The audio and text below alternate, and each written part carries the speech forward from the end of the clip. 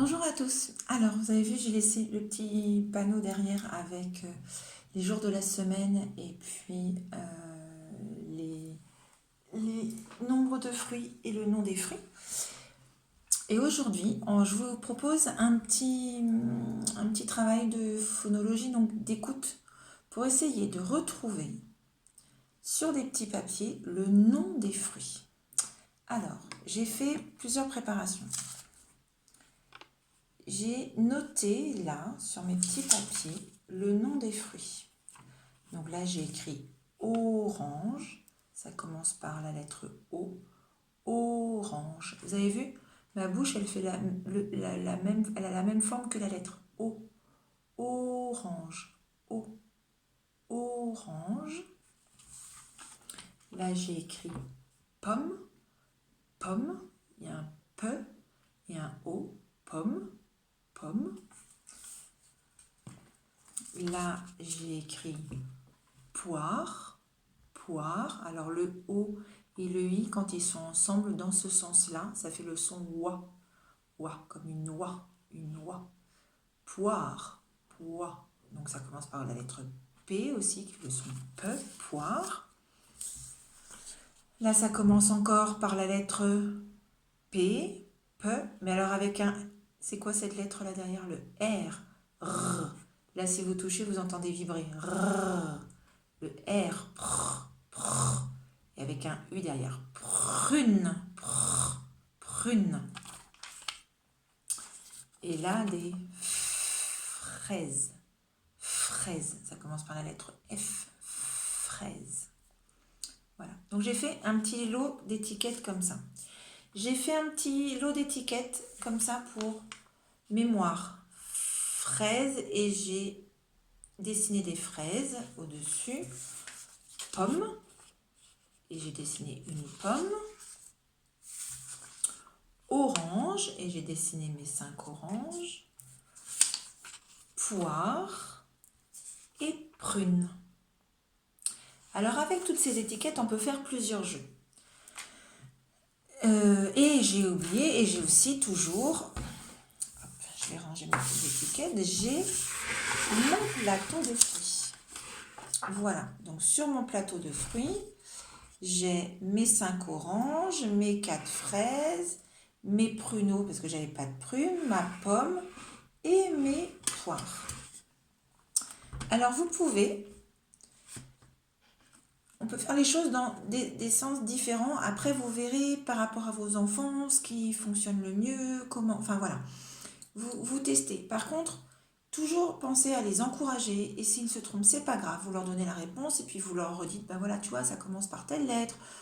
On va peut-être pouvoir s'en souvenir pour orange, ça a la même couleur que la couleur et le nom du fruit sont similaires. Orange, et c'est de la couleur orange. Trouvez des petites choses comme ça. Mais surtout, ne les découragez pas parce que c'est à force de faire et c'est pour ça qu'on peut faire les choses dans plein de sens différents pour pouvoir associer des mots avec des objets, des choses comme ça. Alors, vous pouvez avoir, là, vous leur dites, voilà, moi je suis la marchande et tu viens chercher des légumes, donc des fruits. Donc, il faut que tu me présentes la bonne étiquette de ce que tu as envie d'aller chercher. Donc, par exemple, alors, soit vous pouvez commencer avec les étiquettes sur lesquelles il y a le mot et le dessin du fruit. Donc, ça, c'est bien pour les petites sections, éventuellement. Ou pour les moyens qui, pour l'instant, c'est encore un peu compliqué. Il n'y a aucun problème. En fait, vous voyez, mais vous pouvez peut-être commencer par ces étiquettes-là, puis si vous voyez que ça marche bien, vous faites après sans le dessin. Donc, en fait, les enfants, vous allez choisir une petite étiquette. Et vous allez venir voir papa, maman, vos frères, vos sœurs, celui qui joue la marchande avec vous. Et vous allez lui dire, voilà, moi, je veux deux poires. Je veux 2 poires. Parce que je sais que là, c'est des dessins des poires. Et du coup, la marchande va pouvoir vous donner vos 2 poires. Et vous repartez avec vos poires. Ensuite, vous allez rechercher une autre étiquette. Et vous lui dites, ben moi maintenant, je veux des prunes. Et j'en veux 3. Je veux 3 prunes. Alors, vous pouvez regarder sur le plateau, qu'est-ce que c'est que les prunes? Alors la marchande, elle va peut-être vous dire, ah, je suis désolée madame, je n'ai pas 3 prunes, mais j'ai 3 pruneaux. Est-ce que vous voulez bien mes 3 pruneaux? Donc vous lui dites oui ou non. Après, c'est vous qui choisissez. Mais sinon, voilà, vous avez 3 pruneaux. Bonjour madame, je voudrais une pomme. Ah, une pomme. D'accord. Donc voilà, une pomme. Et vous pouvez repartir et vous posez votre pomme un peu plus loin. Bonjour madame la marchande, je voudrais... Qu'est-ce que c'est que ça? Sur mon plateau, j'ai plus que des oranges et des fraises. Et là, qu'est-ce qui est écrit? Orange, bravo, il y a la lettre O, orange. Fraise, ma bouche, regardez, fraise, non, orange. Donc, je voudrais les oranges là qui sont là. Et j'en voudrais 1, 2, 3, 4, 5. J'en voudrais 5. Et vous pouvez repartir avec vos oranges.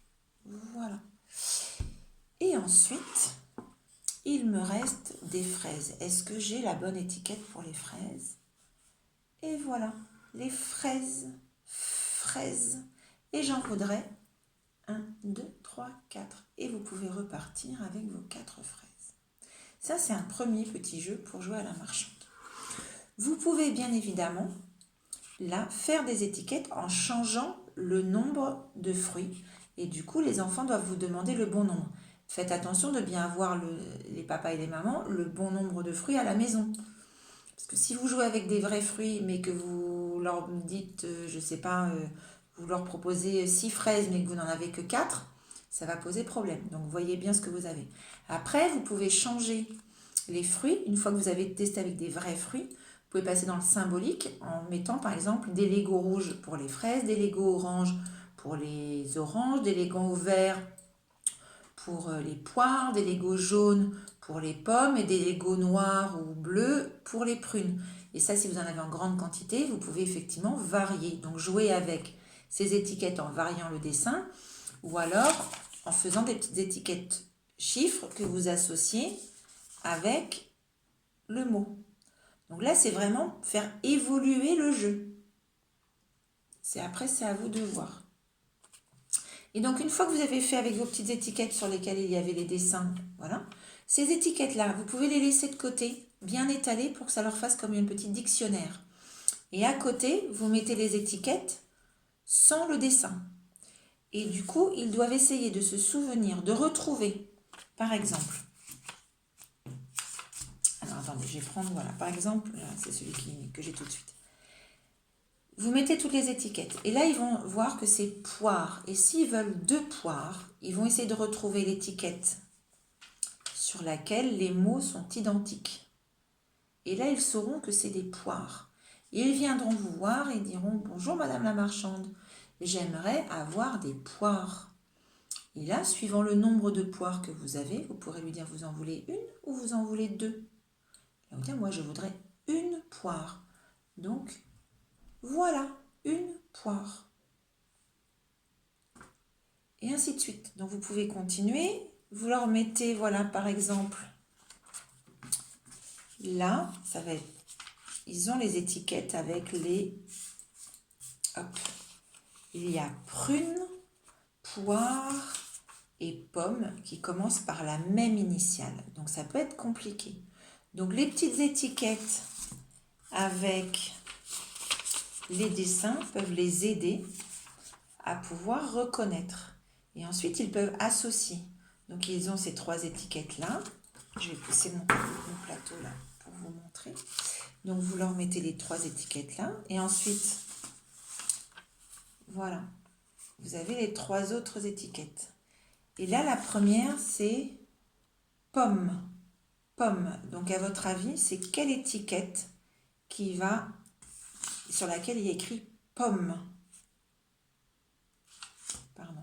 Hop. La première, la deuxième ou la troisième? Pomme. Troisième, bravo. Donc on peut associer pomme. La poire, sur laquelle il y a écrit poire. La première ou la deuxième? La première, bravo. Poire. Et ensuite, prune, prune. Voilà, donc avec toutes ces petites étiquettes, vous pouvez faire plein de petits jeux de manipulation de lettres, de reconnaissance, de choses comme ça. Ça permet d'apprendre les lettres de l'alphabet. Ça permet d'avoir une acuité visuelle pour pouvoir repérer le sens des lettres et puis avoir vraiment se dire que, ben voilà, ils commencent tous par la même, par exemple, poire et pomme. Ils ont les deux premières lettres qui sont identiques. Et pourtant, ce ne sont pas les mêmes mots. Donc des fois, il faut aller voir plus loin. Et il faut bien avoir le sens de lecture. On commence de ce côté-là à gauche pour aller vers la droite. Ça, c'est très important. Voilà, c'est pour ça que c'est bien aussi d'écrire devant eux parce qu'ils voient qu'on commence d'un côté de la feuille pour écrire dans ce sens-là, de la gauche vers la droite. Voilà, je vous souhaite une bonne fin de journée et à très bientôt. Au revoir.